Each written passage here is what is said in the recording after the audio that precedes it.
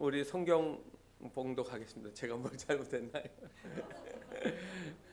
하나님의 말씀은 에레미야 20장 14절 말씀부터 18절까지의 말씀입니다. 에레미야 20장 14절 말씀부터 18절까지의 말씀 우리 함께 봉독하겠습니다. 내 생일이 저주를 받았다면, 나의 어머니가 나를 낳던 날이 복이 없었다면, 나의 아버지에게 소식을 전하여 이르기를 당신이 등남하였다 하여 아버지를 즐겁게 하던 자가 저주를 받았다면, 그 사람은 여호와께서 무너뜨리시고 후회하지 아니하신 성읍같이 되었다면, 그가 아침부터 부르짖는 소리, 낮에는 떠드는 소리를 듣게 하였다면 좋을 뻔하였나니, 이는 그가 나를 태에서 죽이지 아니하셨으며 나의 어머니를 내 무덤이 되지 않게 하셨으며 그의 배가 부른 채로 항상 잊지 않게 하신 까닭이로다. 어찌하여 내가 태에서 나와서 고생과 슬픔을 보며 나의 날을 부끄러움으로 보내는고 하니라. 아멘. 하나님은 너를 지키시는 자, 우리 함께 부르겠습니다.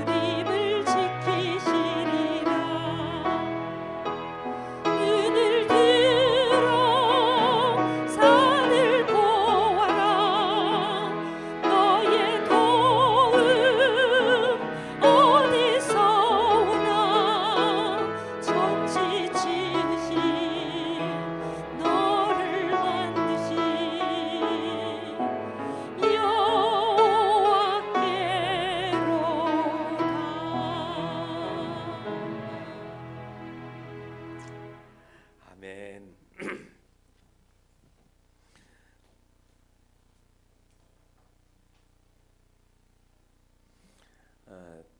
방금 부른 찬송은 우리 태준이한테도 해당되는 찬양이고요. 우리 모두 그리스도인들이 살아가는 동안에 어려움을 또 힘든 일을 당하지만 하나님이 우리를 지켜주신다는 그런 담대한 믿음을 가지면 좋겠던 마음에서 불렀습니다. 300만 명의 카페 회원을 가진 카페가 있습니다.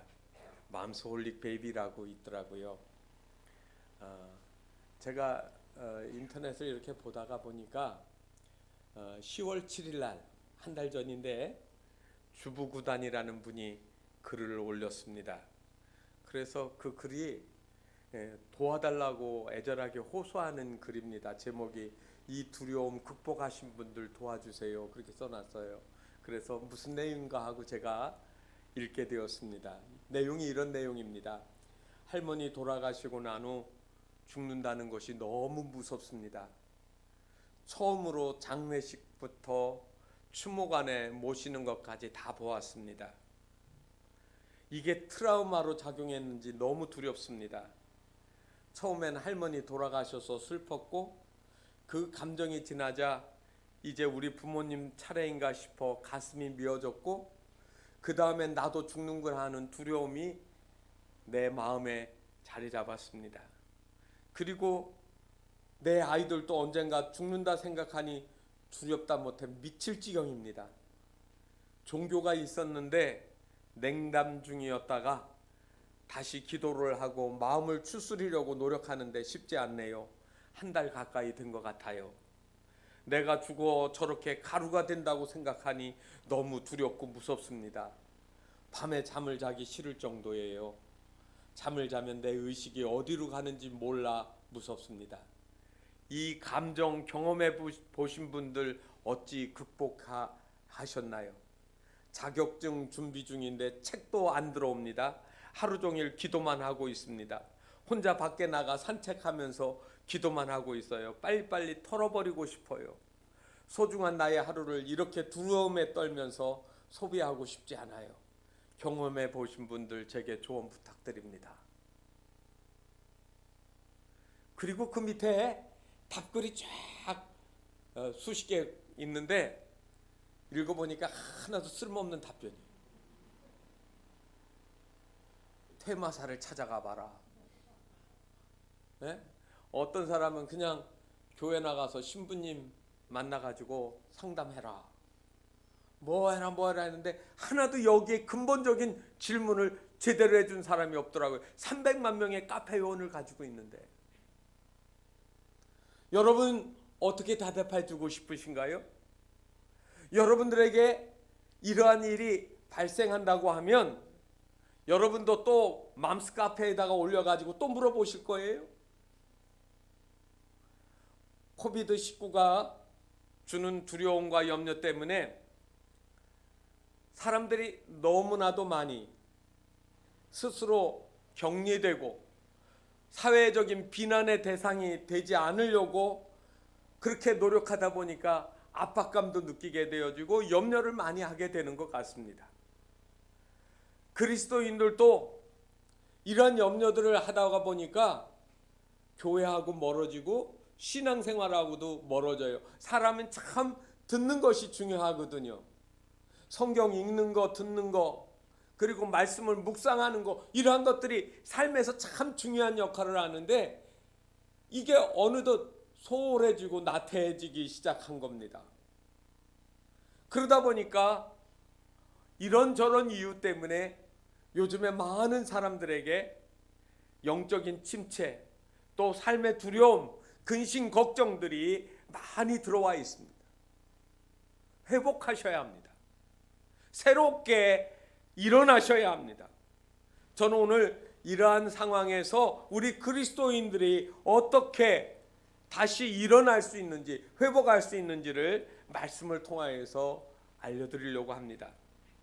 오늘 우리가 읽은 말씀들을 읽어보면 무슨 욥기서를 읽는 느낌이 있습니다.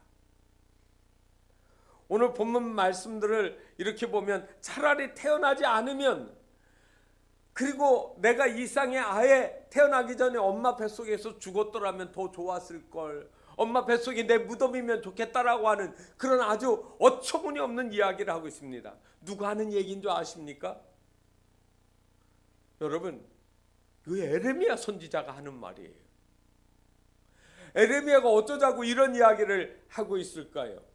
내 생일이 저주를 받았다면, 나의 어머니가 나를 낳던 날이 복이 없었다면, 이거 무슨 말이에요? 돌려 한 말이잖아요. 나의 아버지에게 당신이 아들 낳았다고 하는 그 사람이 저주를 받았으면 좋겠다. 욕도 이런 욕이 어디 있습니까? 오늘 여기 우리가 읽은 성경 말씀 20장 18절을 보면 이렇게 자기를 설명을 했습니다. 어찌하여 내가 태에서 나와서 고생과 슬픔을 보며 나의 날을 부끄러움으로 보내는고? 여러분, 자기를 표현하는, 자기 상황을 설명하는 게 세 가지예요. 여러분, 고생, 트러블의 영어로는 아주 곤란한 일들을 당하는 거예요. 그 다음에 슬픔, sorrow, 이건 살아도 마음이 확 펴져가지고 웃을 일이 없어요. 거기다가 수치, 부끄러움이에요. shame. 이 세 가지를 자기의 삶의 모습으로 설명하는 겁니다. 누가요? 에레미야가요. 에레미야가 뭐 하는 사람이에요? 하나님의 말씀을 전하는 선지자입니다. 이러한 수치, 고통, 부끄러움, 슬픔, 이런 것들을 이렇게 다 억눌리듯이 가지고 있는 그 상태를 여러분 영어로는 디프레션이라고 사용을 합니다. 이 디프레션은 의기소침, 우울증 또는 뭐 영적 침체를 표현하는 용어일 겁니다. 경제학에서는 이 디프레션을 얘기할 때는 불경기를 얘기할 때 디프레션이라는 용어를 씁니다. 그런데 거기다가 Great Depression 하면 대공황을 얘기하는 거예요. 저는 이 성경을 보면서 에레미야가 하나님의 위대한 종임에도 불구하고 그에게 있어 심각한 영적 침체, 공황 상태에 빠졌구나 하는 것들을 느끼게 되었습니다. 여러분, 우리 그리스도인들에게 이러한 공황 상태, 영적인 두려움, 근심, 염려가 오게 되면 어떻게 할까요? 먼저 영적 침체의 원인을 여러분 보시기를 바랍니다. 에레미야는 참 훌륭한 선지자인 거 틀림없습니다. 성경에 나와 있는 이세야, 에레미야, 다니엘, 여러분 이러한 선지자들 참 훌륭한 선지자들입니다. 저하고는 비교할 수준이 아니에요. 그런데 이 에레미야가 이 심각한 영적 침체 디프레션을 겪고 있습니다. 원인이 뭘까? 두 가지라고 보여집니다. 하나는 소외감이에요. 소외감. 사람들이 이 에레미야를 사람처럼 여기지 않아요. 이런 것들을 요즘에 하는 말로 우리가 이렇게 얘기하죠. 왕따. 뭐 일본 말은 이지메 뭐 이런 말 하는데 제가 전에 한번 가르쳐 드렸어요. 왕따가 세상 사람들이 왕따할 때 왕따라고 하는 말을 그렇게 받아들이면 안 된다고. 어떻게 하라고 했죠? 왕이신 하나님을 따르는 사람들. 그게 왕따예요. 그리스도인들이 죄 짓고 나쁜 짓 해서 왕따를 당하면 그거는 말할 것도 없어요. 그건 부끄러워요. 회개하고 감옥살이 하면 돼요. 그런데 내가 잘못한 것이 없음에도 불구하고 어려움을 당하게 되어지면, 내가 하나님 때문에 받는 고난이라고 하면, 내가 신앙의 길을 따라가려고 하다가 당하는 근심, 걱정이, 염려들이 생겨난다고 하면 물러서지 말라는 얘기입니다. 왜 예레미야가 이렇게 왕따를 당하고 소외감을 당했을까요? 여러분, 예레미야 20장 8절에 보면 이런 말이 나옵니다. 내가 말할 때 외치며 파멸과 멸망을 선포함으로, 이렇게 나오는 거예요. 이 유다가 하나님의 말씀을 따르지 아니하고 우상 숭배하고 죄짓고 그리고 악한 일들을 서슴지 않고 하나님을 거역하게 되어지는 것을 보고 하나님이 에레미야를 통해서 말씀하시는 거예요. 너희가 망한다. 너희가 더 이상 이렇게 살면 하나님이 바벨론이라고 한 나라를 통해서 너희를 치실 것이다. 그런데 그 바벨론이 너희들을 치려고 할 때 바벨론에게 항거하지 말고 그냥 매를 맞아라. 그냥 항복하라고 하면 항복하고 끌고 가면 끌려가고 시킨 대로 해야 된다. 그게 더 나은 거다. 그런데 여러분, 이 말을 듣는 사람들이 무슨 말을 하는 거예요? 너 웃기는 소리 하고 있구나. 지금 우리 예루살렘에는 성전이 있어. 그리고 성전에는 우리 하나님을 모신 곳이야. 지성소에는 언약궤가 있고 그 언약궤 법궤 안에 하나님의 말씀 율법이 담겨져 있어. 우리는 언약의 백성이야. 선택된 백성이야. 말도 안 되는 소리 하지 마라. 그래서 여러분, 여기 성경 우리 21장 1절에 보게 되면 바술이 이제 제사장인데 이 사람의 에레미야를 이렇게 잡는 이야기가 나옵니다. 20장 2절 말씀에 보면 이렇게 나와요. 바술이 선지자 에레미야를 때리고 여호와의 성전에 있는 베냐민 문 위에 목에 씌우는 나무고랑으로 채워두었더니, 여러분, 이 바술은요 성전의 총감독이에요. 다시 말하면 뭐를 맡았냐면, 이 총감독은 뭐 제사 드리는 거 감독하는 게 아니라 이 성전 안에서 질서를 어지럽히고 그리고 문란하게 하는 사람이 있으면 잡아서 처형할 수도 있는 그런 권한을 가지고 있어요. 그런데 이 에레미야가 선지자예요. 너도 알고 나도 알아요. 사람들이 알아요. 그런데 저 에레미야는 밉상입니다. 하나님께서 주시는 축복의 말씀, 언약의 말씀, 생명의 말씀을 해주면 좋은데 책망의 말을 하는 거예요. 저주의 말을 하는 거예요. 형벌의 말을 해주고 있거든요. 파멸과 형벌이 기다리고 있다니. 그래서 이 바수리의 에레미야를 체포를 했습니다. 그래서 때렸습니다. 여러분, 에레미야가 몇 대를 맞았을까요? 여러분, 레위기에 보게 되어지면 유대인들의 태형에 대한 이야기 나옵니다. 매를 때릴 때 몇 대를 때리냐면 40대까지 때릴 수 있어요. 한 번 때리면. 그런데 여러분, 이 곤장을 치는데 한 대, 두 대, 세 대 이렇게 치다가 40대 딱 치고 끝나는데 40 치고 다 반사 동작으로 한 대 더 때려요.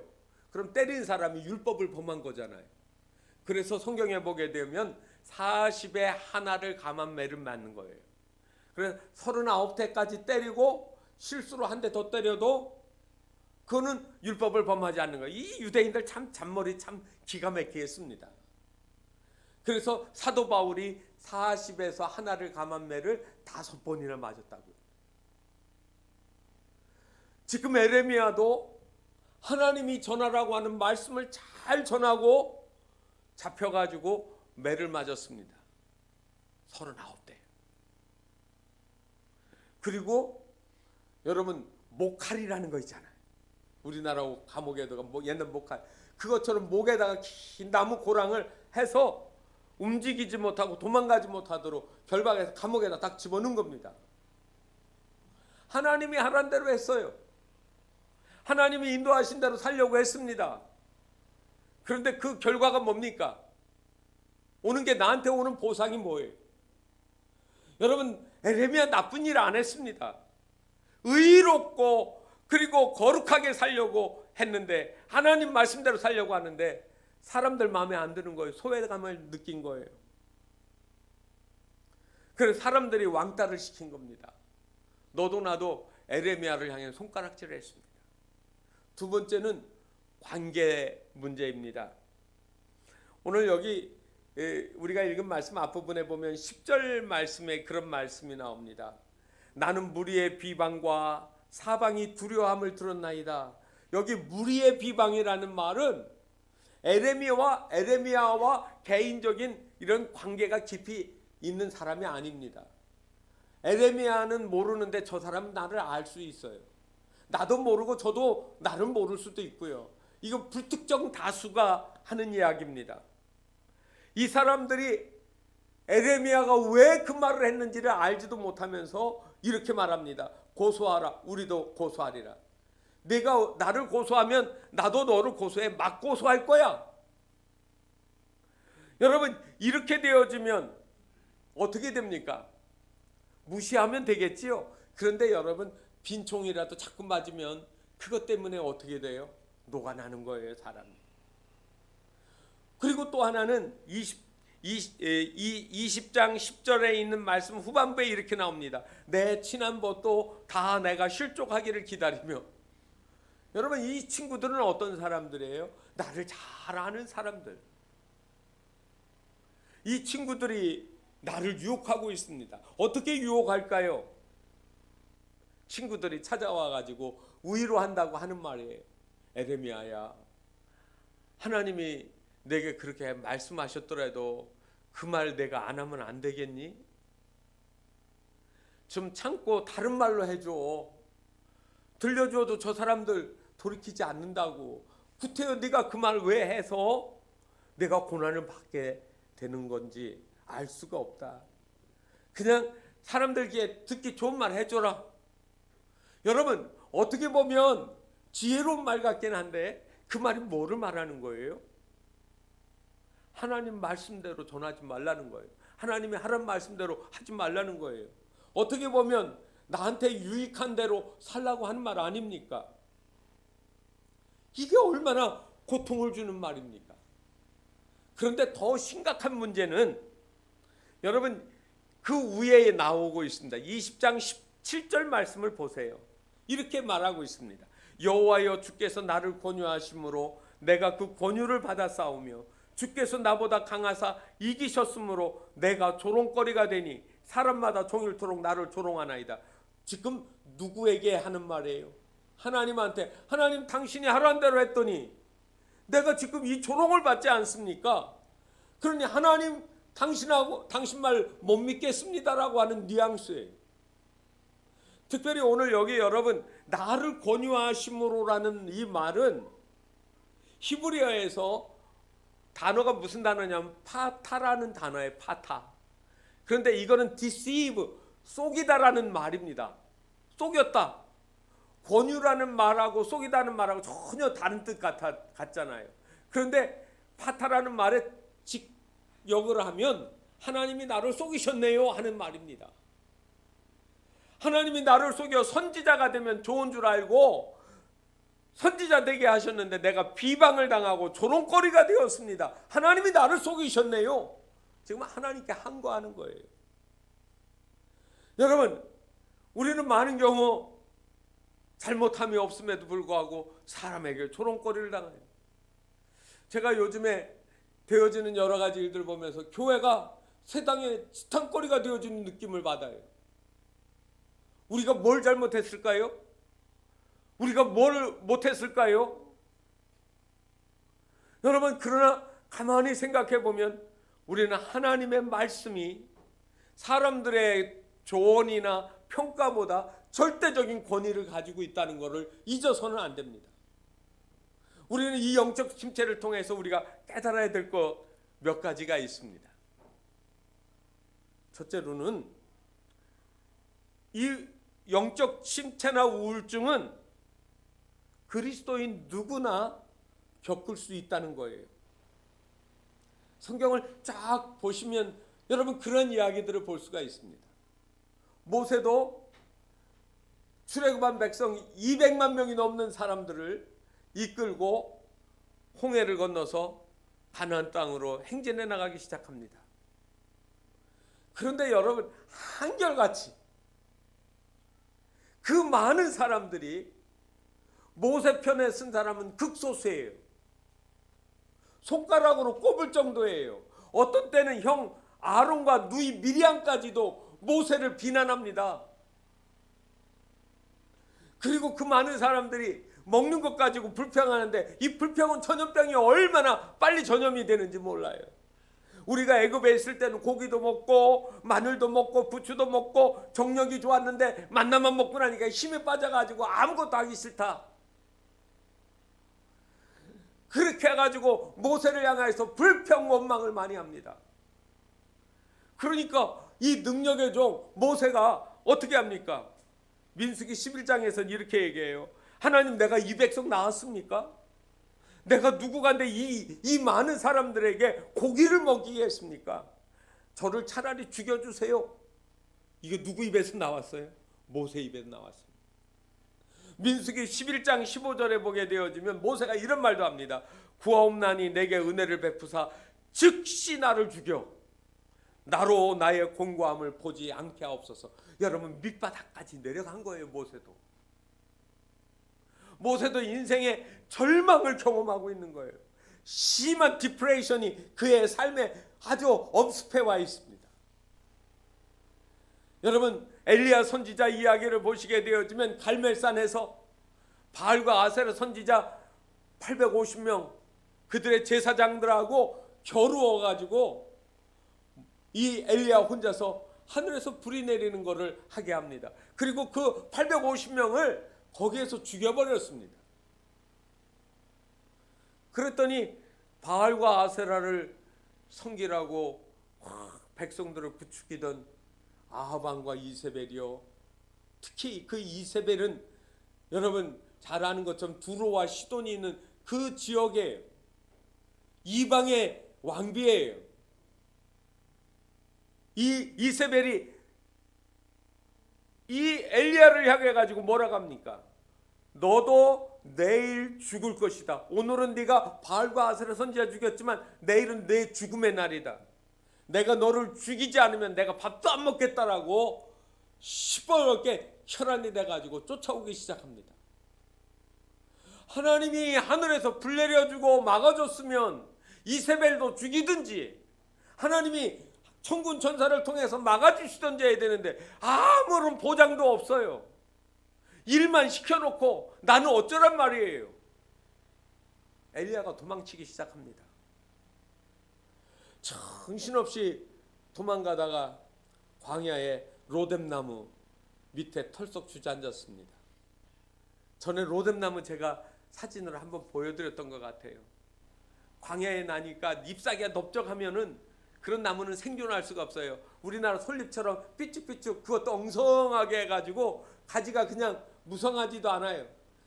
그런데 태양볕 비치는 광야에서 그나마 그게 그늘이라고 그 나무 밑에 이렇게 쭈그리고 앉아 있으니까 자기 인생이 처량하거든요. 그래서 열왕기하 19장 4절에 보면 여호와여 넉넉하오니 지금 내 생명을 취하옵소서. 이것도 죽겠다는 얘기예요. 사람들은 뭐 하면 다 죽겠다는 말이 입에 배 있더라고요. 다윗도 어려움을 당할 때 그런 이야기 합니다. 내 영혼아 내가 어찌하여 낭망하며 어찌하여 내 속에서 불안해야 하는고 너는 하나님 바라라. 그 얼굴을 도우실 하나님은 이제 다윗 왕은 그래도 난 것 같아. 내 영혼에 대해서 너무너무 힘드니까 환경을 보지 말고 하나님 바라보게 해달라고 그렇게 이야기합니다. 예수님도 겟세마네 동산에서 기도하실 때 제자들이 깨어서 같이 기도해 주면 좋은데 기도하지 않으니까 이렇게 말합니다. 내 마음이 심히 고민하여 죽게 되었도다. 내가 너무 어려운데 한시도 깨어서 나와 함께 기도해 줄 수 없더냐. 여러분, 우리 인간은 누구나 다 이 말씀 속에 다 어려움이 있어요. 영적 침체나 우울증을 경험할 수도 있어요. 그리고 이것은 여러분 어떤 것은 죄일 수도 있지만 어떤 건 죄가 아닌 것이 있어요. 모든 디프레션, 이 침체는 불신앙의 결과만은 아닐 수도 있습니다. 제가 주중에 말씀을 준비하면서 찰스 스펄전 목사님의 일대기를 읽었습니다. 이 찰스 스펄전 목사님은 19세기 영국에 매우 혼탁하고 영적으로 침체되어 있을 때 정말 하나님이 보내신 능력의 종이었습니다. 그래가지고 영국을 새롭게 하고 부흥의 그 역사를 일으키는 데 중요한 일을 했습니다. 이 스펄전 목사님의 생애 동안에 콜레라가 2번이나 번져가지고 수많은 사람들이 죽었어요. 그때 이 스펄전 목사님은 이 런던을 떠나지 않고 그 죽어가는 교우들, 그 사람들을 다 찾아가면서 장례식을 하고 그리고 위로하고 기도해 줬습니다. 그런데 이 목사님도 우울증을 경험을 했습니다. 이 목사님은 생애 후반기에 가가지고 2가지 중요한 병을 걸렸는데 하나는 이제 천연두로 인해 가지고 죽을 고비까지 갔었고요. 그리고 또 하나는 뭐냐면 통풍이었습니다. 통풍은 몸에 요산이 생겨나서 제가 의사가 아니라 잘 몰라요. 그냥 들으세요. 심장으로 이렇게 피가 하면 이게 요산을 밀어내는데 이 몸의 끝부분에 가서 축적이 된대요. 그래가지고 이 통풍에 걸리면 손, 발 이런 데가 마디마디가 그렇게 아프다고 그러죠. 그래서 이 통풍이 손과 발이 아플 때도 힘들었는데 나중에는 이게 내장까지 침투해가지고 폐질환까지 왔다고 합니다. 초기 단계부터 너무 고통스러우니까 차라리 죽으면 좋겠다. 기력이 다하는 막 그런 절망감에 빠져들었습니다. 그런데 이것보다 더 큰 고통이 있었습니다. 이게 뭐냐면 예배드리는 설교하는 중간에 교회에 불이 났습니다. 그래서 그 화재로 인해서 그날 교회에 나와 있던 교우들 중에 7명이 죽었습니다. 목사님이 일로 인해 가지고 엄청난 충격을 받는 거예요. 그래서 그때 그 상황에서 자기 마음을 쓴 글이 이런 글입니다. 이유를 알 수 없는 형체가 없는 그것과 씨름하는 그런 느낌이다. 매일매일 나는 눌리고 있다. 실제적이도 않고 형체도 없는 것이 내 영혼 깊숙이 와서 나를 짓누르고 있다. 한 번도 경험하지 못한 이 고통이 나를 죽이고 있다. 너무너무 고통스러워가지고 하나님 앞에 이렇게 절규하고 있습니다. 그리고 그 어려움 속에서 점점 벗어나서 나중에 이 스펄전 목사님이 자기의 삶을 경험을 통해 가지고 이렇게 이야기를 했습니다. 우울증은 개인의 죄에 기인하기도 하지만 때로는 하나님의 계획 안에서 이루어지는 믿음의 시험의 통로일 수도 있다. 죄 때문이 아니라고도 아닌 것도 있다라는 거예요. 스펄전 목사님은 감기처럼 누구에게나 들어올 수 있는, 어떤 사람에게도 발생할 수 있는 것이 이 디프레션이라고 이야기하고 있습니다. 그래서 이 스펄전 목사님은 그의 생의 마지막 순간까지 하나님께서 부르신 부름을 위해서 어려움을 당하고 고난을 당하고 쓰러지는 이들을 찾아가서 위로하고 기도하면서 치료하시는 하나님에 대하여 이야기할 수 있었습니다. 저는 오늘 여러분들에게 이 말씀을 드리면서 여러분 어떻게 하란 말입니까? 두 가지를 말씀드리겠습니다. 첫째로는 하나님께 말하세요. 영어로 말하면 keep on speaking to God이에요. 여러분 누구하고 이야기해야 된다고요? 옆집 아저씨 아주머니 찾아가서 이야기하시면 조금은 도움이 되겠지만 근본적인 도움은 안 와요. 사주팔자 보는 점집 찾아가서 물어보시겠습니까? 어려움이 닥칠 때? 누구에게 가시겠어요? 어디로 가시겠습니까? 하나님께 나가셔야 돼요. 하나님께 토로하셔야 된다고요. 에레미야는 아무리 눌려 있어도 오늘 이 우리가 읽은 본문 말씀은 하나님께 하는 이야기예요. 하나님께. 에레미야는 자신의 가진 생각이 옳든지 그르든지 간에 지금 하나님 앞에 이야기하고 있는 겁니다. 에레미야가 자기 생각을 하나님께 말씀드린 거죠. 하나님 저 속이셨네요. 하나님 제가 이렇게 사람들에게 비방거리가 되니까 좋으신가요? 사방에 두려움이 있습니다. 제가 하나님께 다 알았잖아요. 저 원수들을 하나님이 갚아주세요. 생각난 대로 막 짓거리고 있는 거예요. 여러분 원수에게 보복해달라는 말이 옳으냐 틀리냐 여러분 그거 따지는 거 아닙니다. 하나님이 속이셨느냐 안 속이셨느냐를 이야기하는 게 아니에요. 여러분 하나님에 대해서 잘못된 생각을 가지라는 말이 아니고 내 마음속에 일어나는 것을 하나님께 이야기하라. 기도는 미사여구나 반복하고 관습적인 표현을 외워서 하는 거 아닙니다. 공기도는 일정한 포맷이 있는 건 사실이에요. 그렇지만 개인 기도에 있어서는 에레미야처럼 하셔도 돼요. 하나님이 그 기도를 아시거든요. 기도할 수조차 없을 때, 기도의 말이 생각나지 않을 때 어떻게 기도할까요? 주님 저는 기도할 힘도 없네요. 하나님 저는 기도하고 싶지만 기도할 언어가 생각이 안 나요. 하나님 저는 지금 입술을 벌릴 수도 없어요. 하나님 아시잖아요. 여러분 그게 기도예요. 하나님께 말씀드리는 것을 중지하지 마세요.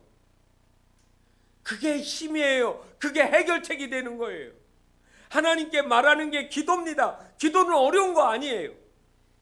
기도하는 사람은 절대로 쓰러지지 않습니다. 기도줄을 붙잡고 있는 거는 호흡이 뛰고 있는 거예요. 영혼의 호흡이라고 했거든요. 기도구가 저와 여러분의 삶에 가장 어려울 때 도움이 되는 통로입니다.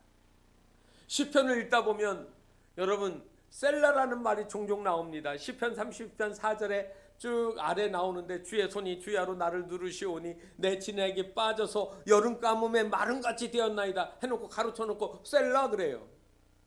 여러분 셀라가 무슨 말인지 아세요? 성서학자들이 지금까지 연구하고 연구했는데 의미를 정확히 몰라요. 셀라를 히브리어 사전에서 찾아보면 들어올리다, 높이다라는 뜻을 써놓고 퀘스천 마크 있어요. 그건 무슨 말이냐면 시편은 노래로 운율로 되어 있으니까 말로 하면 이런 거예요.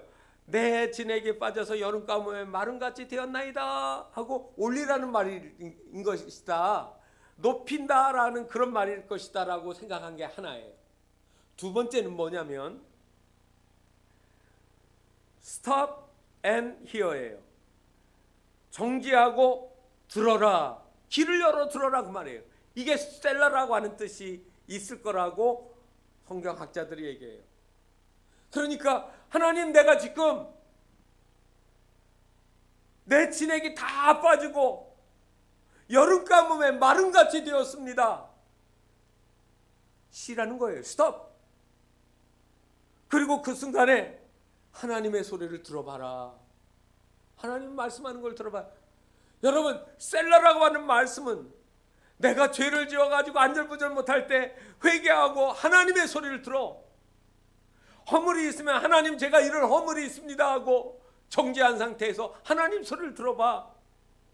내가 왜 그런 일을 했니? 어처구니 없는 일을 했구나. 다시는 그러지 마라. 내가 너를 위해서 십자가에서 피 흘려 죽었단다. 용서해 줄 거야. 이 하나님의 음성이 내 삶 속에 들어오고 내 마음 속에 들어오는 걸 들어보라는 얘기예요. Stop and hear. 지금까지 하나님, 제가 열심히 사업했는데 제가 지금 쓰러졌어요. 망하게 됐어요. 더 어떻게 못하겠어요. 침체예요. 그런데 하나님이 스탑, 됐다, 그만, 내 말 들어봐. 하나님은 우리에게 그렇게 말씀하시는 거예요. 이게 여러분 하나님께 말하는 거예요. Keep on speaking to God. 다른 하나는 뭐냐면 하나님께로부터 계속 들으셔야 됩니다. Keep on hearing to God이에요. 하나님께로 계속 듣는 거예요. 어려울 때는요, 성경을 펼쳐서 읽으십시오. 여러분, 문학으로 읽을 수 있지만 성경 말씀은, 하나님의 모든 말씀은 하나님이 주신 영감으로, 영적인 감동, 하나님의 능력의 말씀이에요. 그래서 똑같은 사람이 읽었는데 문학가들은 문학으로 읽지만 우리는 살아있는 하나님의 말씀으로 나를 회복시키시고 나를 치유하시고 나를 일으키시는 말씀이 된단 말이에요. 그러니까 하나님의 말씀을 여러분 어떤 때는 소리내서 들으십시오. 우리가 작년 한 해 동안 드라마 바이블을 열심히 읽었잖아요. 여러분들이 계속 하시는지 모르겠어요. 계속 들으세요. 따라서 읽어보고 또 어떤 때는 차근차근 읽으시면서 묵상도 하시고요. 하나님, 원수가 나를 이렇게 합니다. 저 원수에게 복수해 주세요. 그러면 하나님이 뭐라고 할까요? 성경 읽어보면 내가 복수할 때 너는 복수하지 마라. 복수는 내가 하는 거야. 내가 하는 거 아니야. 하나님 말씀이 들리는 거예요. 미움에 대한 것들, 원망에 대한 것들, 하나님이 나를 속인다고 했지만 하나님은 한 번도 속인 적 없어요. 에레미야를 속인 적 없습니다. 에레미야 1장 10절에 보면 에레미야에게 이렇게 말했습니다. 보라, 내가 오늘 너를 여러 나라와 여러 왕국 위에 세워 내가 그것들을 뽑고 파괴하며 파멸하고 넘어뜨리며 건설하고 신게 하리라. 6가지 얘기했는데요, 4가지 나쁜 것들을 하게 한대요. 나쁜 행위가 아니라 나쁜 거를 선포하는 거예요. 뽑힌다, 파괴된다, 파멸한다, 넘어뜨린다. 여러분, 그럼 결국 이 말은 무슨 말이에요? 회개하고 돌이키라고 하는 경고의 말이에요. 나중에 다시 건설하고 신게 하는 거는 바벨론에서 돌아오는 것까지도 나중에 후기에 나오죠. 여러분, 그러나 에레미야가 어려움을 당하지만 지는 게 아니에요. 이기는 싸움을 하고 있는 겁니다. 에레미야의 생애가 평안하리라고 생각했지만 그러나 평안하지는 않았습니다. 그러나 하나님이 에레미야를 이기게 하시는 거예요. 그건 무슨 말이냐면 에레미야가 전한 말이 진리예요. 그 말이 맞았어요. 다른 수많은 예언자들이나 제사장들이 하는 말은 다 틀렸어요. 그 말의 결과가 누가 승리인지를 보여주잖아요. 에레미야 1장 19절에 보면 이렇게 말합니다. 그들이 너를 치나 너를 이기지 못하리니. 하나님의 에레미야에게 주신 말이에요. 이 땅의 삶이 다 마치고 여러분 천국 가는 사람들이 이기는 사람들입니다. 세상이 나를 아무리 비방하고 넘어뜨리려고 하고 무찌르려고 해도 나는 망하지 않는구나. 나는 죽지 않는구나. 나는 지지 않는구나. 왜 그럴까요? 에레미야 20장 11절에 보니까 여호와는 두려운 용사 같으시며 나와 함께 하심으로. 원인은 다른 거 없어요. 하나님의 말씀을 계속 듣는 사람은 하나님이 힘주시는 것을 듣는 사람들. 오늘 심각한 영적인 침체, 견디기 어려운 우울증이 우리에게 있습니까? 어떤 분은 이제 내게 삶의 의욕조차 없다라고 말하지 않습니까? 내가 살아가는 것이 매일매일 지옥 같다, 차라리 죽었으면 좋겠다라고 이야기하지 않습니까?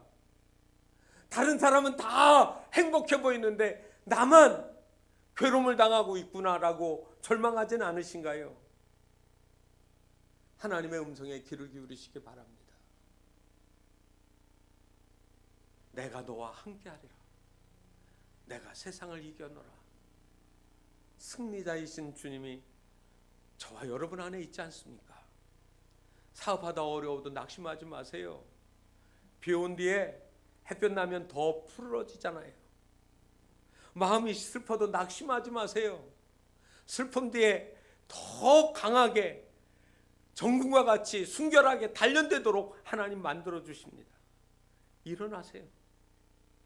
에레미야도 당했고 모세도 당했고 엘리야도 당했고 바울도 그랬고 예수님조차도 살아있는 동안에 이 삶 속에서는 어려움이 늘 있어요. 어려움을 무찌르지 않고 극복하지 않고 이기는 방법은 없어요. 그런데 이길 수 있는 힘이 하나님께로부터 옵니다. 도움 주시고 이기게 하시는 하나님의 은혜가 오늘 우리 모두에게 큰 힘과 승리 주시는 은혜 가운데 임하게 하시도록 하나님의 복 주시기를 바랍니다. 기도하겠습니다. 하나님, 세상에 너무 많이 어려워 세상 사람들처럼 그리스도인들조차도 절망하고 낙심할 때가 많습니다. 왜 나만 당하는 고난이냐고 절망하지 말아야 되는데, 수많은 신앙의 선배들이, 위대한 하나님의 종들이, 그리고 옆에 있는 장로님이, 권사님이, 집사님들이, 성도들이 어려움을 당하면서도 이겨나가는 것 볼 수 있게 하여 주시옵소서. 하나님과 관계가 끊어지지 않게 하시고 하나님께 경청하게 하여 주시옵소서. 하나님께 계속해서 말할 수 있도록 우리의 마음을 열어주시고 입술을 열어 주시옵소서. 그래야 우리의 삶이 아름다운 향기가 되게 하시고 하나님께 영광이 되게 하옵소서. 예수 그리스도의 이름으로 간절히 기도하옵나이다. 아멘.